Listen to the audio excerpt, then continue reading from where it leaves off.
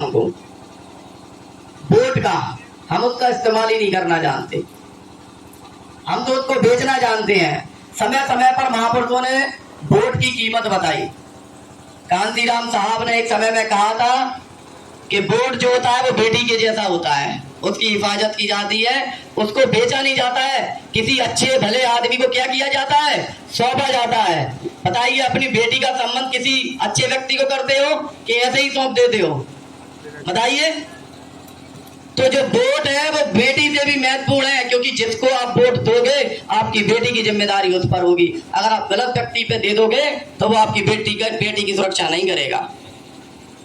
तो वोट जो है वो बेटी से भी महत्वपूर्ण है। अगर आप चाहते हैं कि आपका परिवार सुरक्षित रहे, आपकी बेटी सुरक्षित रहे, आपकी जमीन सुरक्षित रहे, आपके घर मकान सुरक्षित रहे, तो जो वोट है वो बेटी की तरह किसी सज्जन पुरुष को, अच्छे व्यक्ति को, जो हमेशा समाज के लिए काम करता हो, उसको सौंपने का काम करें, बेचने का काम नहीं करें। अगर आपको दारू मुर्गे का इतना शौक है तो मैं तो कहता हूं जब चुनाव आए, जितने भी प्रत्याशी हैं सबका मुर्गा खा जाओ, दारू पी जाओ, मैं तो मना भी नहीं करता हूं, और जोड़ के भी रख लो। लेकिन भाई ईमानदारी से वोट अपने परिवार को मद्देनजर रखते हुए, आने वाली पीढ़ियों को सोचते हुए बिल्कुल ईमानदार व्यक्ति को दो। हमारे लोगों को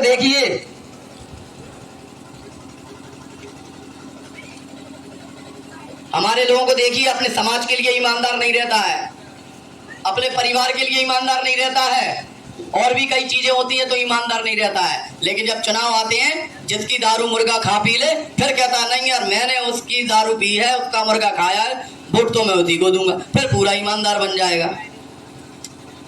बताइए, जहां ईमानदारी दिखाना चाहिए वहां नहीं दिखाएंगे, जहां ईमानदारी नहीं दिखाना चाहिए वहां समझ लो आपसे बड़ा कोई ईमानदारी नहीं है। जितने महीने भर पिलाइए, वोट तो वहीं डलना है, और मार पीट के जो है अपनी बीवी का भी डलवा देना है।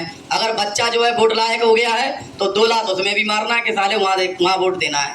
भाई सही बात कह रहे हैं कि गलत कह रहे हैं? तो बात आप समझिए, सारी चीजें जो शुरू होती हैं वो आपके वोट से शुरू होती हैं। प्रधान से लेके प्रधानमंत्री जब बनता है तो वो आपके वोट से बनता है। आप सिर्फ अपने वोट की ताकत नहीं जानते हैं। ये जब चुनाव आता है, बड़े बड़े मंत्री विधायक यहाँ आए हो या ना आए हो, आप देखिए मोदी हो, चाहे अमित शाह हो, योगी जी हो, ये गली गली घूमते हैं, हमारे घरों में आकर खाना खाते हैं, हमारे बर्तनों में जो है खाना खाते हैं, पानी पीते हैं, हमारे नंगे भूखे बच्चों को गोद भी ले लेते हैं। हमारे नंगे भूखे बच्चे उनके ऊपर पेशाब भी कर दें तो बड़े मुस्कुरा कर कहते हैं कि कोई बात नहीं, और वहां से जाने के बाद कहते हैं पता करो ये किसका बच्चा था, ये किसका बच्चा था जो मेरे ऊपर मुंह दिया, इसका परिवार नहीं रहना चाहिए। ये एकदम सत्यता है, बिल्कुल हकीकत है। वो कभी आपको अपने बराबरी पर नहीं देख सकते। अगर वो आपके घर पर आते हैं, अगर वो आपसे वोट मांगने आते हैं, आपके पिताजी के पैर छूते हैं, आपके पैर छूते हैं, माताओं बहने के पैर छूते हैं, आपके बच्चों को गले से लगाते हैं, गोद में उठाते हैं, तो वो आप में कोई लाल नहीं लटक रहे हैं, आपने कोई स्पेशल काम नहीं किया है, आप कोई बहुत बड़े धन्ना सेठ नहीं है, उसके लिए बाबा साहब करके गए हैं, वो ऐसा संविधान लिख गए, वो आपको ऐसी ताकत दे गए कि कितना ही बड़ा मंत्री हो, कितना ही बड़ा विधायक हो, वो आपको छूकर, आपके पैर छूकर आपसे वोट मांगने आपके घर आएगा। ऐसा हमारे बाबा साहब करके गए। अगर इस ताकत को आप नहीं समझोगे तो आने वाले वक्त में याद रखिए कि लगातार मनुवादी लोग इस काम को लगातार कर रहे हैं, 100 सालों से कर रहे हैं और आगे भी करते रहेंगे। वो चाहते हैं कि इस देश में संविधान को खत्म कर दिया जाए, जिस संविधान से हमारे लोगों को सुरक्षा मिलती है।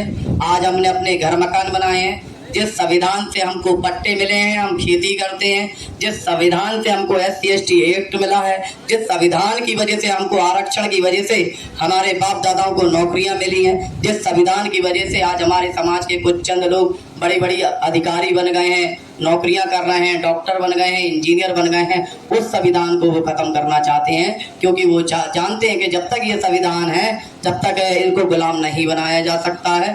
इसलिए वो हर हाल में संविधान खत्म करके वही किताब लागू करना चाहते हैं जिस किताब में हम और आप क्या हैं, शूद्र हैं, नीची जाति से हैं। हमारा परम कर्तव्य उसमें है कि हम नाली साफ करें, हम चमड़ा से लें, हम कपड़ा बनाएं, हम जो है दूध उनके घर देने जाएं, हम उनको सब्जी बेचें, सारे काम उनके हम करें, उसकी उनकी किताब में वो लिखा है। और वो चाहते हैं उसी किताब को दोबारा लागू कर दिया जाए, और उस किताब का नाम है मनुस्मृति। और उसी मनुस्मृति को बाबा साहब ने एक समय जलाने का काम किया था। और बाबा साहब ने उस किताब को इसलिए जलाया था क्योंकि वो जानते थे कि ये किताब है जो मेरे लोगों को गुलाम बनाकर रखे हैं, ये किताब है इस किताब ने मेरे लोगों का दिमाग खराब करके रखा है। ये वही किताब है जो हमारे लोगों की कामयाबी के बीच में आती है, इसलिए उन्होंने वो किताब जलाने का काम किया था।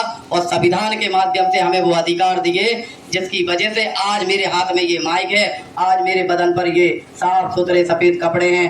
अगर आप कुर्सी पर बैठे हैं तो ये सब बाबा साहब की देन है, महापुरुषों की देन है। हम